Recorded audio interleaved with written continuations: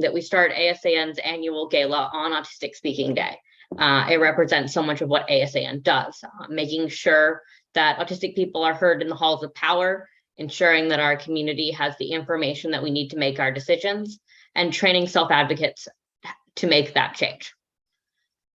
Each year, our gala serves as a celebration of self-advocacy. We recognize people in our community and in other communities that are doing crucial work and making a difference.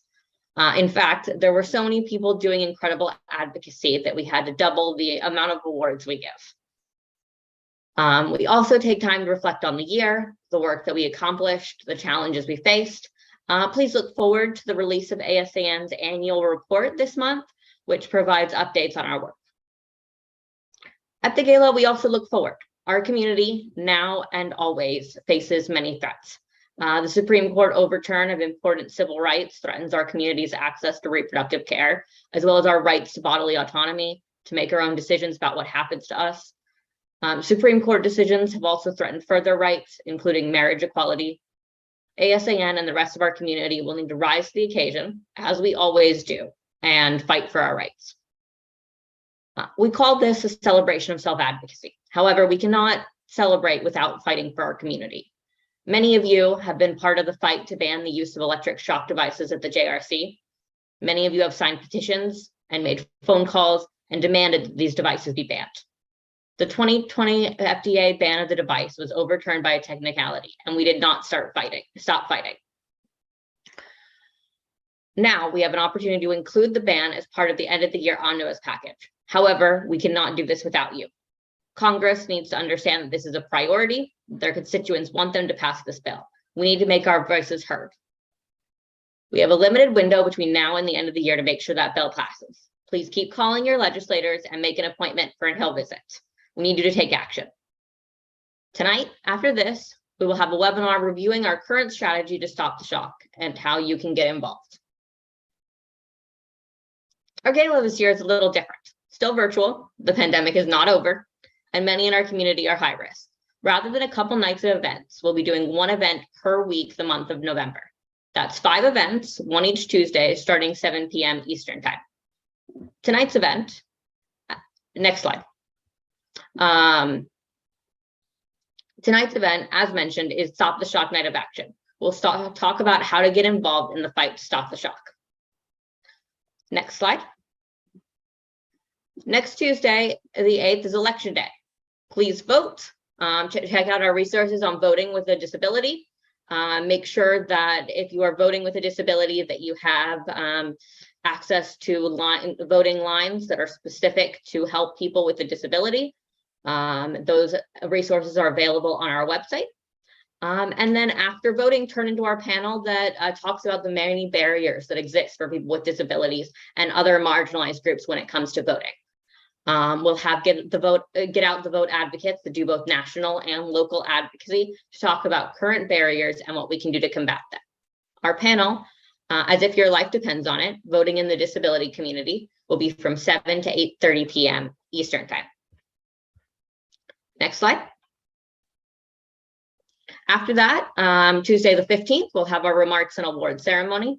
You don't want to miss our executive director, Julia Bascom, speaking about our work and the year that we've had, or the award ceremony where we recognize incredible advocates. This award ceremony is Tuesday, November 15th, starting at 7 p.m. Eastern. Next slide. Tuesday, the 22nd, we'll have another panel, this one addressing the attacks on reproductive access and LGBTQ rights that we've seen throughout this year, and what local and national advocates are doing to protect our rights. We'll talk about the importance of local advocacy and the importance of forming coalitions and working with other organizations to make change. The panel, Our Rights Under Threat, Reproductive Justice and LGBTQIA Advocacy, will be on Tuesday, November 22nd from 7 to 8:30 p.m. Eastern. The 5th Tuesday of the month, Tuesday the 29th, is Giving Tuesday. Giving Tuesday is the Tuesday after Thanksgiving and a day for giving to nonprofit organizations and funding the work that we do. At 7 p.m., we are holding a live stream with ASAN staff where we'll answer questions and reflect on the year. Please tune in and consider donating if you are able. You can view the entire schedule on the ASAN website and register for the gala or sign up for our newsletter to get reminders about different events this year. If you can't make an event live, they'll be up on YouTube to watch later. You can also follow us on Twitter, Facebook, or Tumblr to get reminders. Thank you so much for attending ASAN's 2022 gala. We look forward to being in community with you all this November and beyond. ASAN turns 16 this month, so we're a teenager ready to challenge injustice in the system, and now we can drive.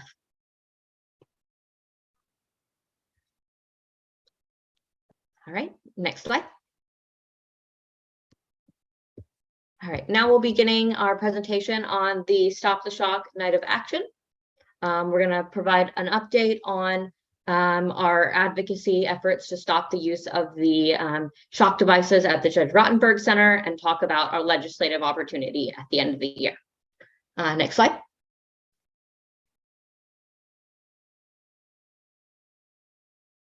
Okay, like we said, this webinar is going to provide an update. We're not going to talk about the device in a lot of detail, but I do want to say that there are content warnings for mentions of abuse, torture, and institutionalization with this event. So please take care of yourselves in any way that you need to. Next slide.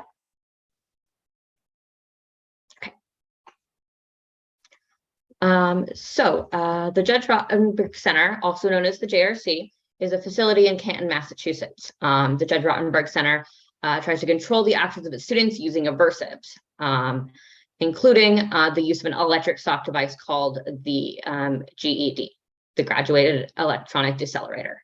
The GED is attached to the student's body. Using a remote control, someone else can use the GED to give an electric shock to the person wearing it. The electric shock is used as a punishment. The JRC has electrocuted people for flapping their hands, standing up, swearing, not taking off their coat, noises or movements that they make because of their disability, and screaming in pain while being shocked. Next slide. Obviously, this device is horrible. People have been trying to get it banned since they were first made. The closest that we have come to getting the device banned is asking the FDA to do it. It has been a long process. More than 5 years ago, the FDA, the Food and Drug Administration, held a meeting that invited a bunch of autistic self-advocates and the JRC itself to talk about whether the device was too dangerous. At that meeting, the FDA found that the shock devices were too dangerous to use. 2 years after that, in 2016, the FDA created a proposed rule that would ban the device. However, that rule did not pass until 2020, after a long fight. Many of you will remember the campaigns and the advocacy that we did with the FDA to get them to listen, a petition that had over 290,000 signatures on it that we printed it out and we brought it to the FDA to demonstrate how many people cared about this issue. So that passed in 2020. Unfortunately, next slide. What happened was that the ban was overturned on a technicality. Next slide.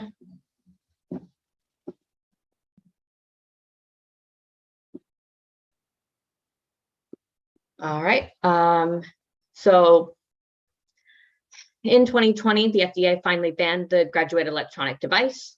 That's the device used at the JRC. Unfortunately, because of the COVID-19 pandemic, the JRC asked for more time to transition people off of the device. And then they challenged the ban in court. Next slide.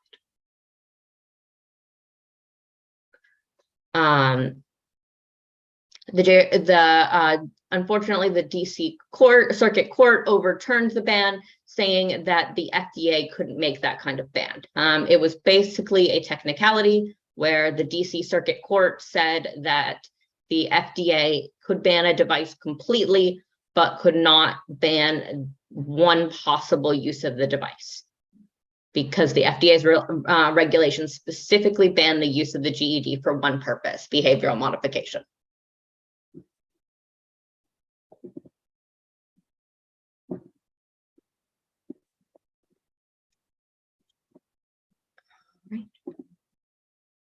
AJ, do you want to take it from here? Yeah. Hey, y'all. My name's AJ. I'm a policy analyst at ASAN. I'm wearing a green hoodie, a purple hat, and I am a Black dude with a beard, and I'm really glad to be here. So the FDA appealed the circuit court's decision, and they wanted to hear the case en banc. En banc means that all 11 judges from the circuit would hear the case rather than just the 3 that originally decided it. The circuit court actually refused to rehear that case.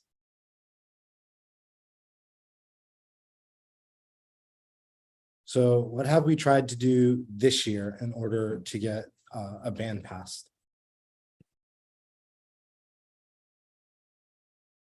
We've worked on André's Law. André's Law is in New York State. The New York State Senate introduced André's Law, which would stop the state from sending any more people to the Judge Rotenberg Center. If André's Law, which is Senate Bill 8935 in New York, passes, more New York residents cannot be sent to the Judge Rotenberg Center, which would be a huge and important step towards shutting down the JRC for good. The bill is named after André Collins, who has spoken out along with his family after he was tortured at the Judge Rotenberg Center. André's Law did not pass before the New York Senate went on break. However, there's still a chance that it will be reintroduced in the next Senate term. People who live in New York State will likely be asking you to call your state senators and representatives next year.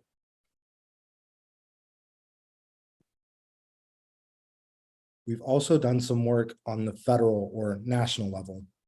The FDA Amendments Act, the House version, or FDA SLA, the Senate version, was a bill that helps pay for the FDA, and it has to pass every 5 years. The House version of this bill contained language banning the use of electric shocks as a method of behavioral control.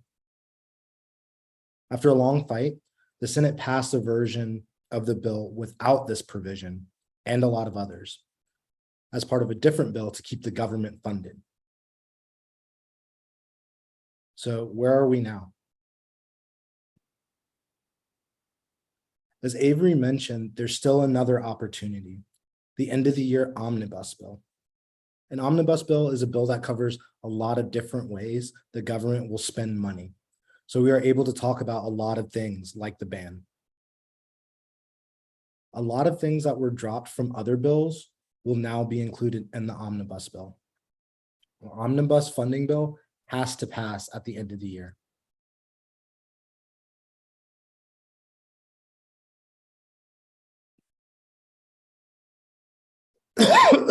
So what is our strategy?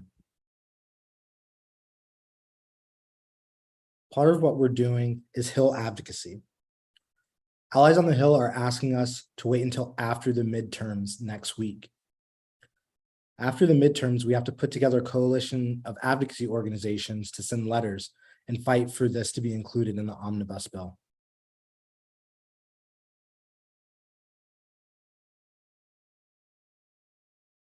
We're also encouraging grassroots advocacy. That's you. We need you and your voice. Call your members of Congress, ask them to include a ban on electric shock torture in the end of the year omnibus bill. We will have an updated script available for you to use. We know you've been making a lot of calls. Thank you. We really appreciate it. We still need to push this as hard as we can. Encourage others to support Stop the Shot, including using the hashtag. Many people may be unaware of the inhumane usage of skin shock devices on people with intellectual and developmental disabilities. Share their stories with colleagues, friends, and family, and encourage them to contact their congresspeople to stop the shock.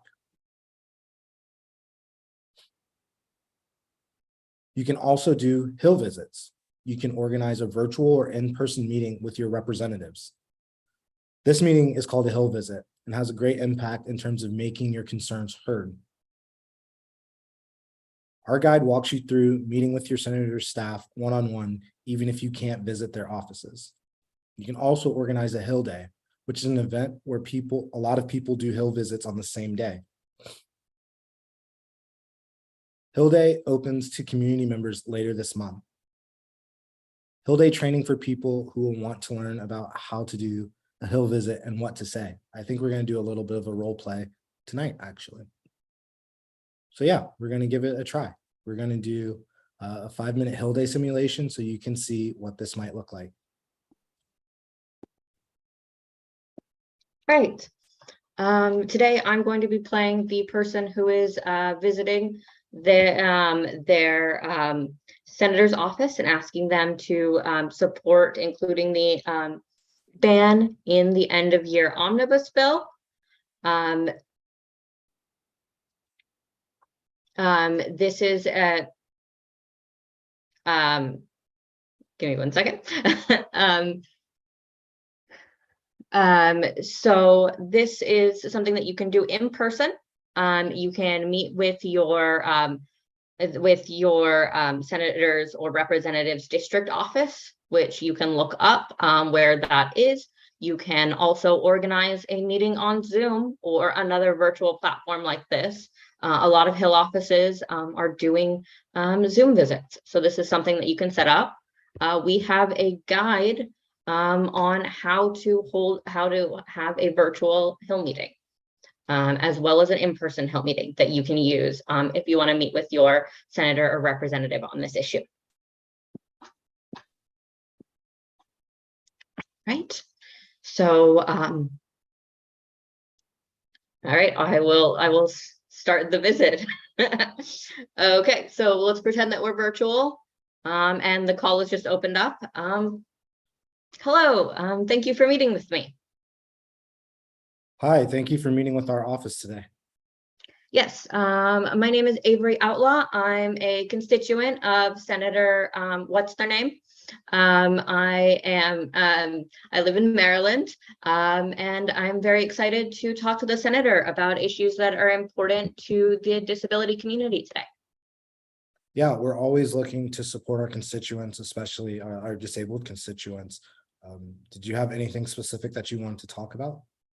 Yeah, I specifically wanted to talk about banning the use of contingent shock devices. These shock devices are only used at one institution in the United States, the Judge Rottenberg Center, where they are used on people with developmental and intellectual disabilities as painful skin shocks. These skin shocks have been used on people for reasons like not taking off their coat, for standing up when they're not supposed to. These shocks are extremely painful. They are used on adults. The FDA issued a ban on this device, but it was overturned in the courts by a technicality. And we are asking in the end of year omnibus package whether or not we can include a wording that would ban the use of electric shock devices for behavioral modification. Wow, I've never heard of that. I guess I don't really understand how it's never been banned before. You said the FDA tried to ban it, but it still isn't banned. Do you know if anyone from Maryland has been sent to the JRC or anyone of our constituents?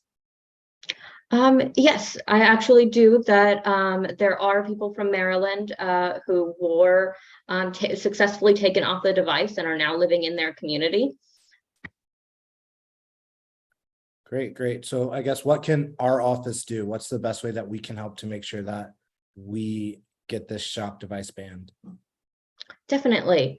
What I can do is put you in contact with some other offices on the Hill who are working on this. But we ask for your support in including the ban in the omnibus bill. We know that there's a lot of different various policies that people want to include in the bill, but including the ban is really a priority for us to end torture at the Judge Rottenberg Center. Yeah, I would love to look into that. Do you have any resources, or do you know of any organizations or groups that I can look into that have more information so I can learn more about this? Yes, I would be happy to. I can email you more information about the device and put you into contact with the Autistic Self-Advocacy Self-Advocacy Network, as well as other organizations that are doing advocacy on this issue. Oh, well, thank you so much. And thank you for bringing this to our attention. We're definitely going to look into it. Thank you so much. Great. So that's one example of what a Hill visit looks like. It's a little intimidating, but especially when you're doing it for real. But it especially if you script it out in advance and practice in advance, it's very doable. Like I said, like AJ said, we'll be doing a training later this month where we talk about how to do a Hill visit and give people opportunities to practice, like AJ and I practiced today.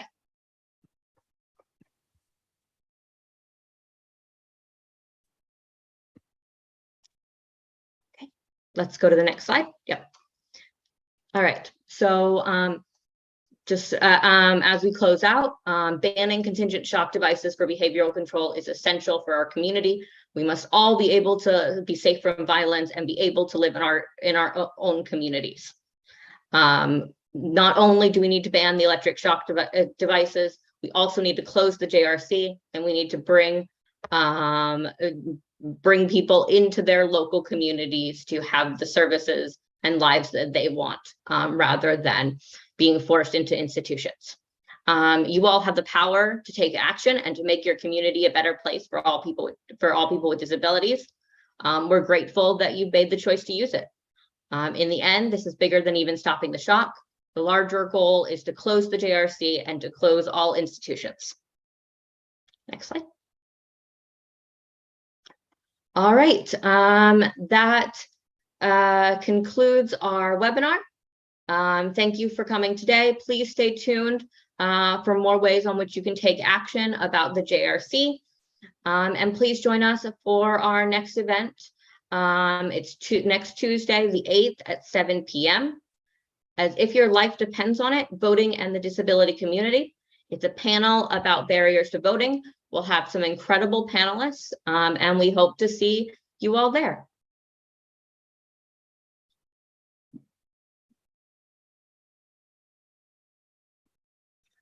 Yeah, let's take questions with the rest of time.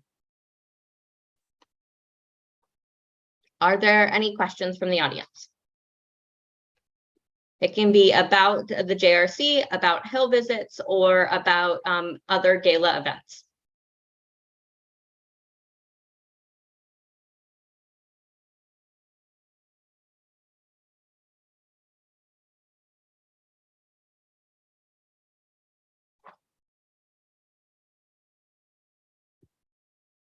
Okay, we have one question. What do we do when congressional people push back on what we're bringing to their attention?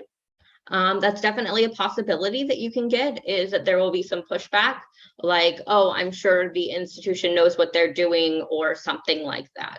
The JRC also has hired people to lobby for them, so it's possible that the office may have heard about them.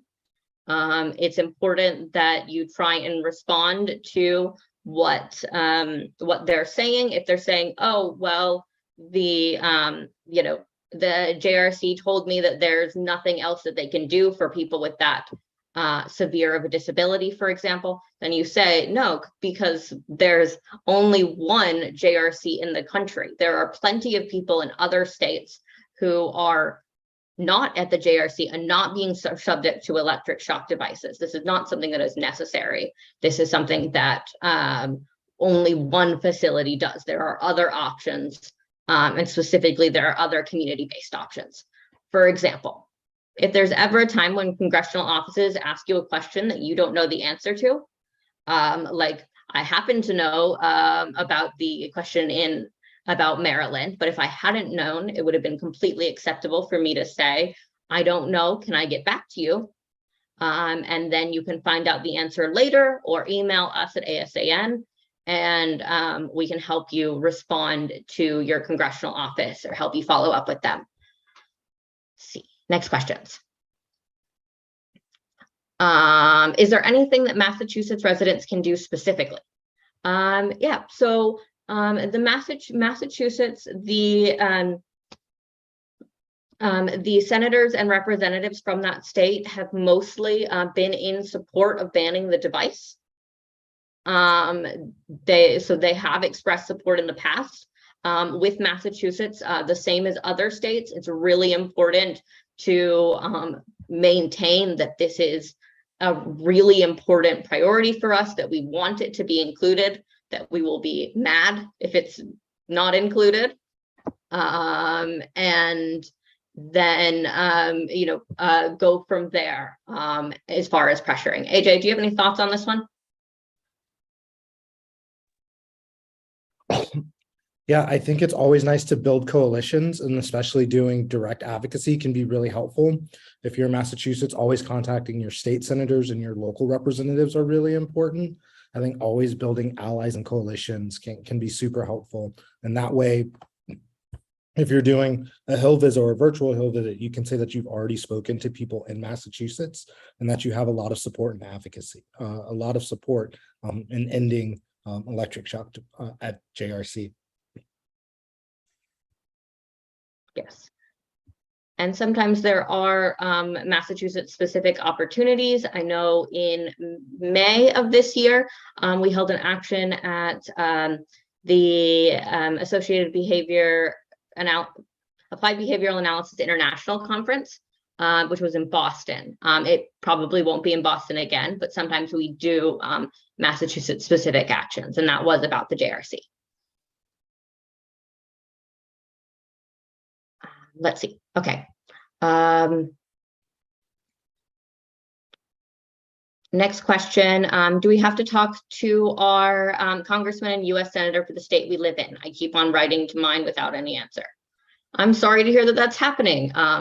Sorry if there's any flashing on my screen. Zoom is also misbehaving. But yeah, I'm sorry to hear that that's happening where you're not getting a response. It may be possible that you could schedule a meeting with their office virtually, like the Hill visit that we modeled. And that way, at least they will have to talk to you and you know that they are hearing what you have to say. But yeah, that's a difficult situation. All right, and then we also have the question, is there a place where we can find general demographic info about people institutionalized at the JRC? In order to prepare for a question from our legislator asking about people from our state being sent to the JRC. It's a really good question. That information is really hard to find. There is some information that are available from like various state departments of education about the people who are sent there, who are like in the school system as part of an institutional setting. Those people are usually not the same people that are on the device. Many of the people that are currently at the JRC actually do not have a disability. And that population of people are usually sent by the schools. And they, of course, like are being subject to awful conditions, and we want to get them out, but is a different group than the people that are on the device. So it's very difficult to find that information. AJ, do you have any additional thoughts there? No, I think it's really difficult to find that information, but if people are asking about demographics at the JRC, especially if it's a congressional person, you should always emphasize that it doesn't matter what the demographics are, that no one should be institutionalized and no one should be submitted to torture. Definitely. So if you happen to know a detail about your state or something like that, you can mention it like I did. But if you don't know, then it's fine to follow AJ's advice.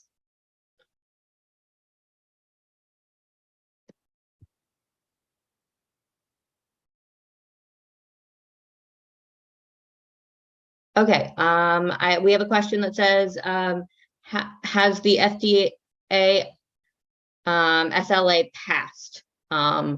That bill did pass, but it passed without the amendment that would ban the JRC. They passed what's called a clean version of the bill, where it doesn't include various amendments.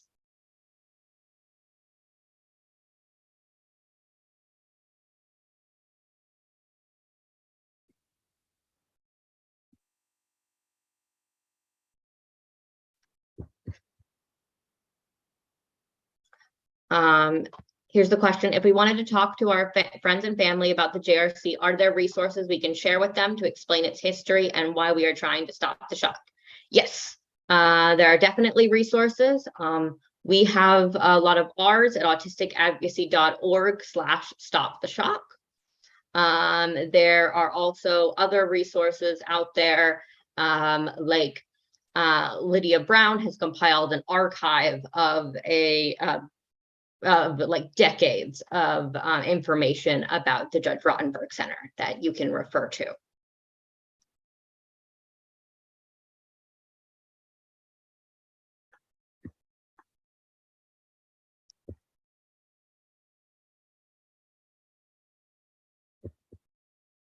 Let's see. And then we have the question, has the founder of the JRC stepped down?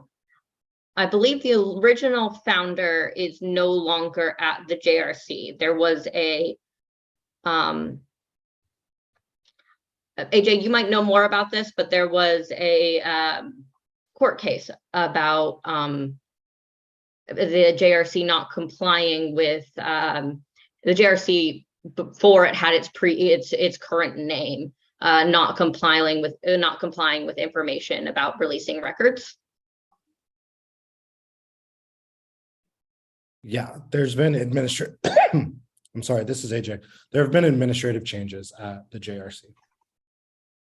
Yeah, and and even if they have rebranded a couple times, they also moved from California to Massachusetts. They are still the same organization, and they are still using the electric shock devices.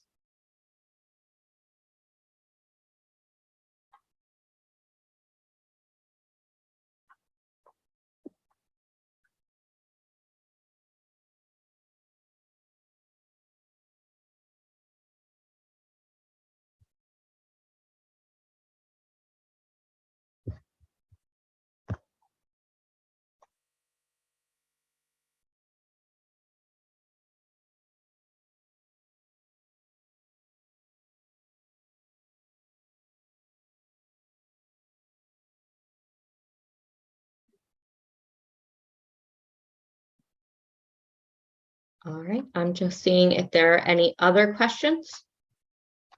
Feel free to get those questions into chat.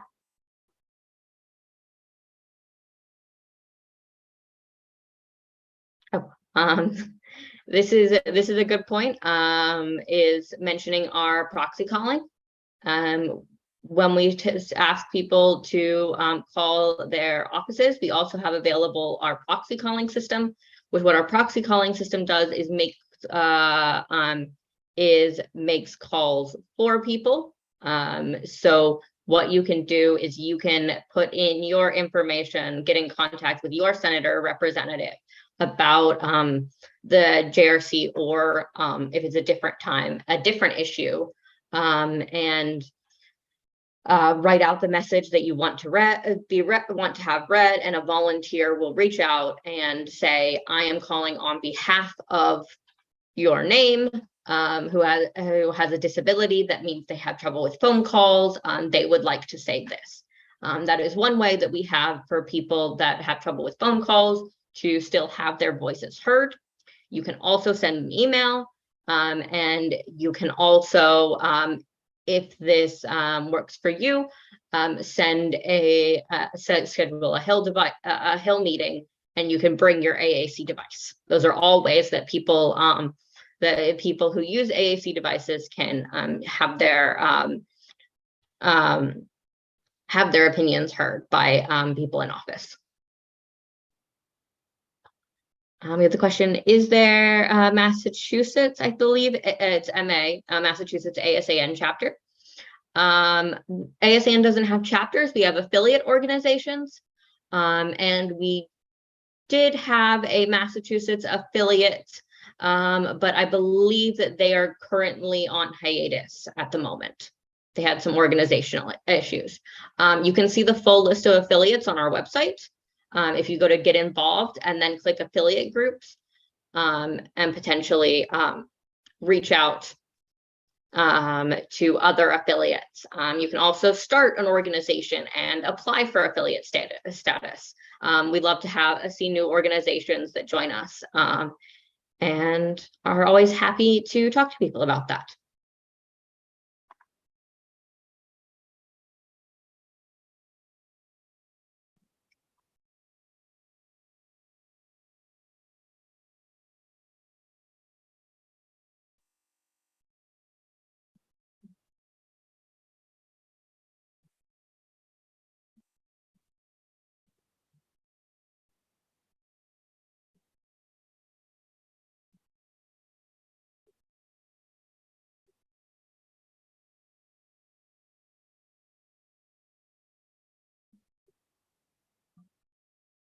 Okay, we have a question from someone who lives in Michigan and is not sure how to arrange a meeting with their senators.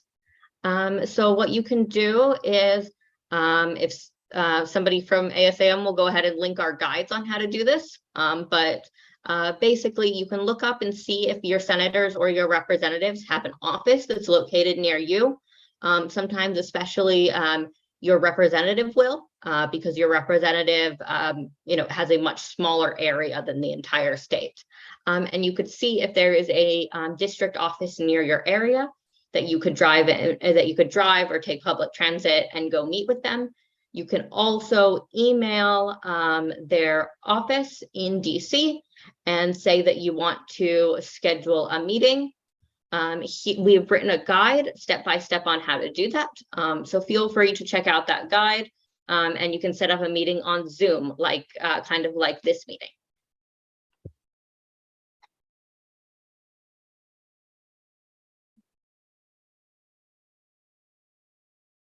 Okay, we have the question, can we meet with our legislators more than once? It's a really good idea if you especially if you're doing local and state advocacy, to form a relationship with your legislators. You can meet with them on different issues or continue to update them.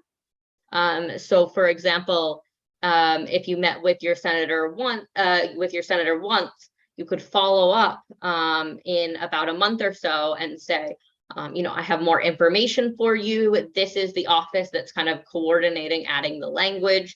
I can put you in contact with their, with their point person on disability issues. So staying in contact is a really good idea. But you generally don't want to meet with them on the same issue multiple times, just because they're kind of busy and don't like to hear the same thing multiple times. Keep calling though, but as far as meetings, when you're having a meeting, you should probably bring up new issues or provide updates rather than saying the same thing multiple times. But feel free to make as many calls or emails because it does really help for them to know that this is an important issue. We also have a question that's somebody from Canada who would like to know how to stop the shock. Really appreciate that you want to support this. Unfortunately, our current effort is very focused on Congress.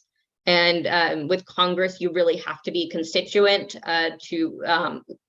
to call in, but you can still get out the word on social media.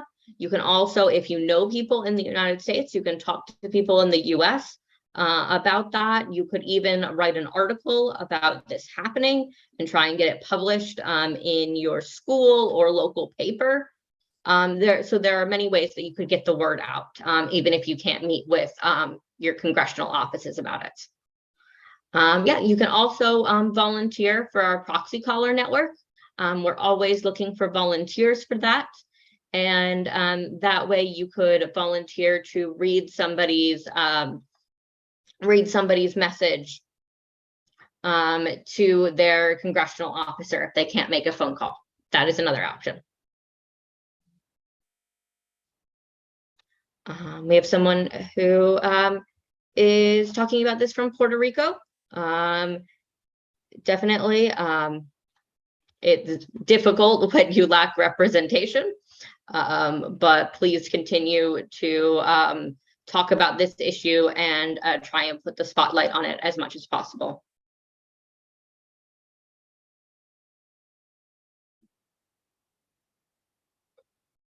This is AJ. I think even if you don't have representation or you're not in the US, you can always do social media advocacy or even broader advocacy. Like we said earlier, you can educate people about it. You can raise awareness about what's going on. And I think that helps. Definitely.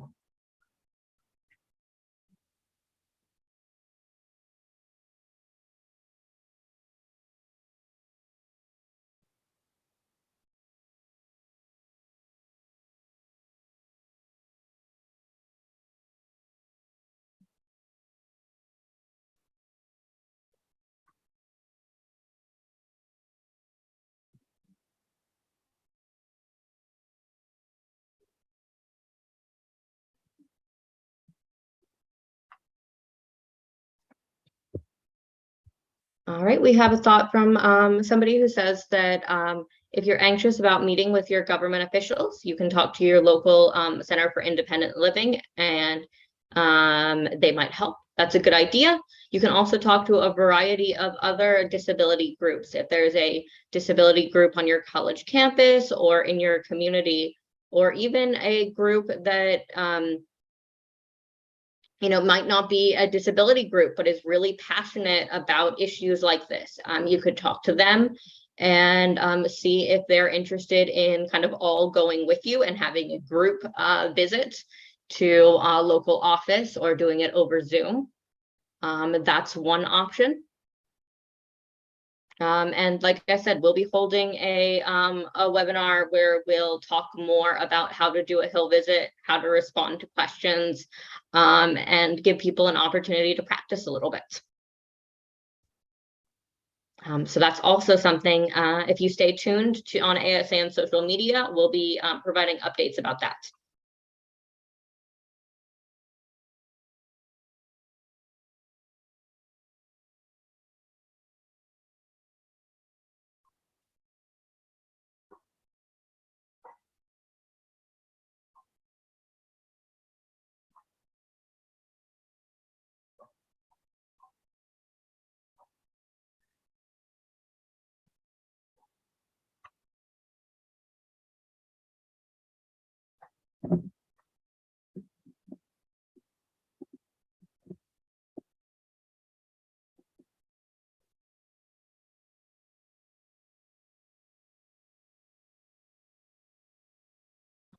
Okay, we have a question that I'm not sure of the answer to. Has the food program at the JRC been banned? That was the program that would starve the people living there. I am not sure. Frankly, the JRC is very private about what exactly they do there because it is torture and it's better for them if details don't get out. AJ, do you know? I do not.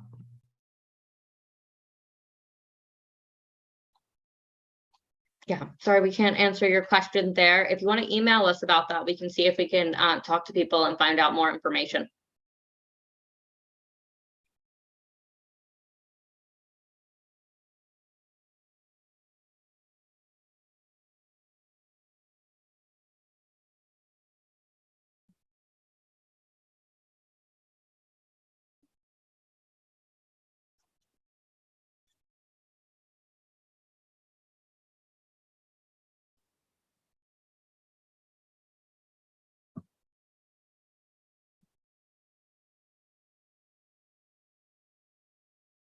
All right, I think that is all of the questions for today. I appreciate everybody joining us to talk about how we can stop the shock.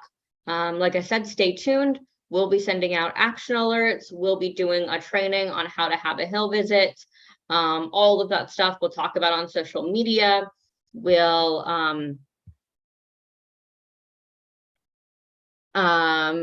be talking about that stuff on social media. We'll be emailing folks on our newsletter about it. And we will be keeping everybody updated. So definitely stay tuned for how you can take action. In the meantime, please vote. And we will see everybody next week at 7 p.m. For a panel about voting.